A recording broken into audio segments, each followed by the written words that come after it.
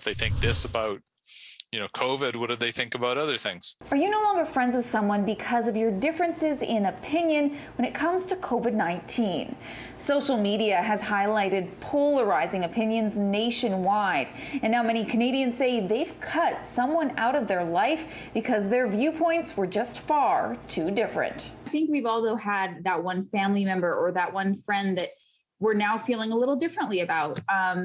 Do you think those relationships will be able to rebuild one day? Can we come back together and kind of have these conversations without getting heated? I definitely think that we can rebuild. It's not going to happen overnight. It takes humility. It's probably not the time to say I'm right and you're wrong. Rather, it's probably the time to say, okay, we disagree. Of the almost 1,000 viewers who responded to our question online, have you lost a friendship due to disagreements over COVID-19? Over 50% said they have. UBC sociology professor David Tyndall points to social media as being a major cause for the breakdowns in people's relationships. I think through social media, people are sometimes find out about things that they wouldn't necessarily already have known about, especially if it's not, say, somebody who's in their household that they learn about, and and when it's kind of a completely different point of view on these issues, that can be problematic. And I think there's a variety of ways people react to that. I mean, one is sometimes they just quit interacting with people.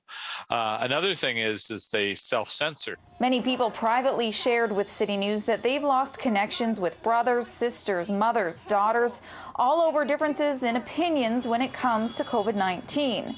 But Gordon Pennycook, assistant professor of behavioral science at the University of Regina, is hopeful things can rebuild. That we will at some point have to come back to some form of normalcy, and we don't want it to be normalcy around more fractured differences between each of us, particularly across political lines. We need to start re-engaging with each other again. Professor of sociology at Western University, Howard Ramos, says we need to go into conversations with a level head, which can be more easily achieved if you unplug from social media. Get off your TikTok, get off your Facebook, get off your Twitter, because what you're getting is reinforcing algorithms of people who are saying what you already believe, and it's going to make the world look far scarier than it really is. In New Westminster, Ashley Burr, City News.